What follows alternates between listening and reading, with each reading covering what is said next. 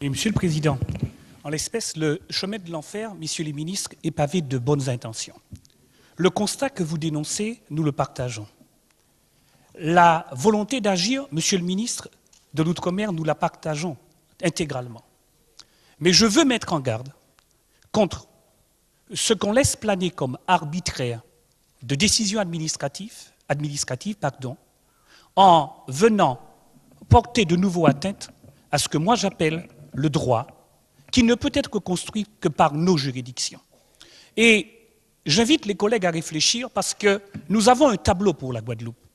Et quand on nous dit les chiffres ont été multipliés en nombre de recours, dois-je rappeler ici que le recours suspensif n'existait pas pour les départements d'outre-mer. Il est d'application tout à fait récente. Il a fallu que pendant près de 30 ans, les organisations professionnelles qui touchent à la justice, magistrats et avocats compris, se battent pour que cela soit mis en place. Et j'invite les collègues à voir un tableau sur la Guadeloupe qui dit ceci et qui démontre nombre d'arrêtés pris en 2001, 694. Nombre d'arrêtés exécutés, 684. Je passe à 2003. Nombre d'arrêtés pris, 1033. Nombre d'arrêtés exécutés, 987. Je prends 2004. Nombre d'arrêtés pris, 1191. Nombre d'arrêtés exécutés, 1053. Alors, la démonstration que je viens de faire vise à quoi? Si notre souhait est un souhait de dire facilitons le départ de tous ceux qui doivent être reconduits à nos frontières du département de la Guadeloupe. Je viens de démontrer que uniquement dans l'application des chiffres, nous sommes déjà de manière effective à 90% d'application des reconduites à la frontière. Il reste donc une marge de moins de 10%, qui celle-là souffre quoi? Souffre la possibilité d'aller saisir un juge administratif pour lui demander de se prononcer sur la mesure prise par le préfet. Je rappelle à tous les collègues ici présents et à monsieur le ministre de l'Outre-mer que sur cette difficulté, les chiffres indiquent que les annulations contentieuses sont par exemple en 2003 de 33, en 2004 de 14 et en 2005 de 18.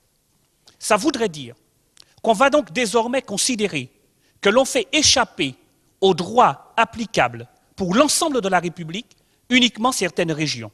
Alors ça pouvait se concevoir pour la Guyane et Saint-Martin, Guadeloupe, Saint-Martin, parce qu'il y avait là une porosité des frontières du fait que l'on peut passer d'un pays à un autre, mais en aucun cas ça ne s'appliquait ni pour la Guadeloupe ni pour la Martinique. Je demande donc aux collègues et au gouvernement de bien réfléchir aux conséquences que cela va générer.